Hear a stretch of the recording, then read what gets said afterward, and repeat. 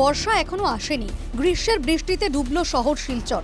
বিলপাড়, Radhamadhab road, new market ও পদ্মনগর জলের তলায়, রাস্তাঘাটে হাঁটু জল, কোথাও তারও বেশি। কৃত্রিম বন্যায় ভেসে গেছে বহু বাড়িঘর।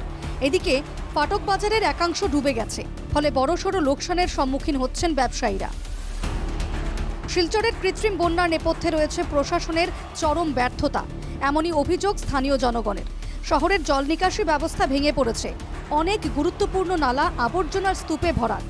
পাশাপাশি সংস্কারের নামে শহরের বিভিন্ন এলাকায় নালা বন্ধ করে চলছে নির্মাণ কাজ। সব মিলিয়ে শিলচরের চারদিকে এখন ভয়ঙ্কর পরিস্থিতি। বিষয়টি প্রশাসন ও পুর নিগমের বিরুদ্ধে তীব্র ক্ষোভ প্রকাশ করেছেন শহরবাসী।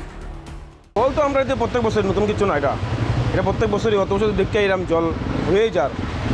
আমরা তো দেখো না, দোকান দেখো, আমার গোডাউন দেখো ফ্রিজ থেকে জলটা দেখো দাদা। জল তো আগে কত বছর আগে কত জল এরকম হইতো না, সত্যি কথা এটা। তখন যত দিন যার সিচুয়েশন হলে খারাপ হয়, প্রত্যেক বছরই জল হয়। আগে দেখতাম, আমরা ছোটো আসলাম, আমরা দেখতাম যে প্রত্যেক বছরই শুকনার টাইমে জেসিবি দিয়ে খাম হয়, নালা পরিষ্কার হয়, প্রত্যেকবারই কাম হইতো। কিন্তু বিগত কয়েক বছর তো দেখলাম যে লাস্ট কয়েক বছর বা 5, 6, 7, 8 বছর থেকে মানে জেসিবি লাগে না নালার মধ্যে, যেহেতু ডিপ কমে গেছে। এই সামনে নালাগুলো যে ডিপ আসলো আমরা ছোটোবেলা দেখছি, আমার এই ডিপ আসলো, আর এখন ডিপ নাই অতটুক। তো অতটুক ডিপ যে এই অতটুক ডিপে জল যাইব। আগামী 24 ঘন্টা শিলচরে বৃষ্টিপাতের সম্ভাবনা রয়েছে। যদি বৃষ্টি না থামে তাহলে পরিস্থিতি আরও জটিল রূপ নেবে।